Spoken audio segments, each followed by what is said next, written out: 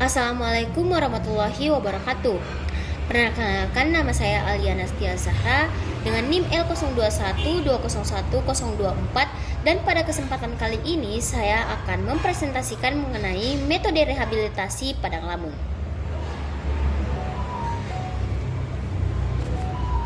Langsung saja untuk pendahuluan.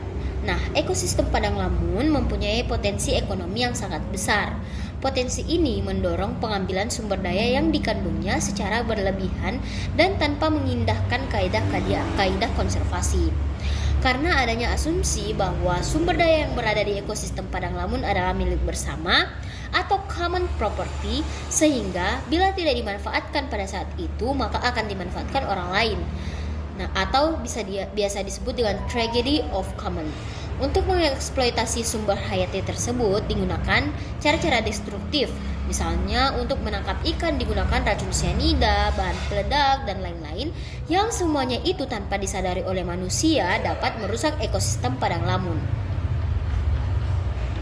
Kemudian selanjutnya yaitu faktor kerusakan lamun. Nah, yang pertama yaitu pengurukan dan pengurungan untuk kegiatan di pinggir laut, pelabuhan, industrial estate, saluran navigasi. Nah, kemudian adanya pencemaran limbah industri, pembuangan sampah organik, pencemaran oleh limbah pertanian, dan yang terakhir yaitu pencemaran minyak. Selanjutnya yaitu bentuk kerusakan dari Padang Lamun. Nah, yang pertama yaitu hancurnya habitat lamun menyebabkan kekeruhan. Jadi, dari faktor-faktor kerusakan lamun, akibat dari lamun sendiri adalah biasanya lamun akan tercabut dari substratnya dan lamun tidak dapat tumbuh dengan baik, dan hal ini dapat menyebabkan kekeruhan. Selanjutnya yaitu bahan pencemar yang masuk ke perairan dapat diakumulasi oleh Padang Lamun yang berakibat fatal atau berbahaya pada biota yang akan tinggal di sekitar Padang Lamun. Kemudian dari bahan pencemar yang masuk ke perairan, perairan tentunya akan kelebihan bahan organik dan non-organik. Nah, contohnya sebab dari kelebihan nutrien yaitu blooming fitoplankton. Nah, blooming ini akan menempel di daun lamun dan terjadi kekeruhan yang menghalangi cahaya. Kemudian lamun tidak dapat berfotosintesis dan akan mati.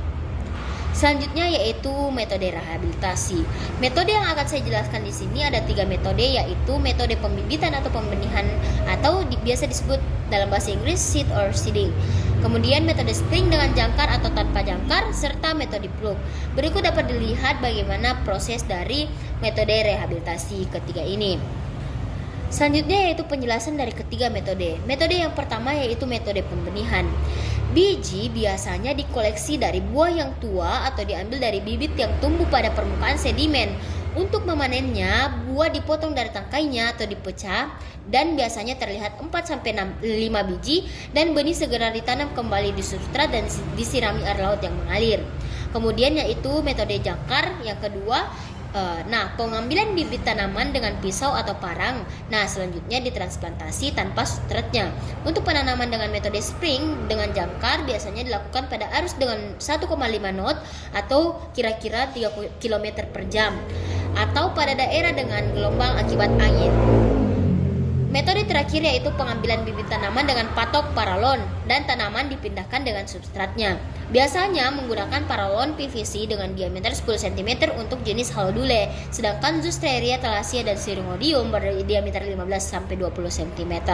Nah, metode plug digunakan dengan cara menekan tanaman masuk ke substratnya, kemudian ditransplantasi pada lubang yang sama pada kedalaman 15-20 cm.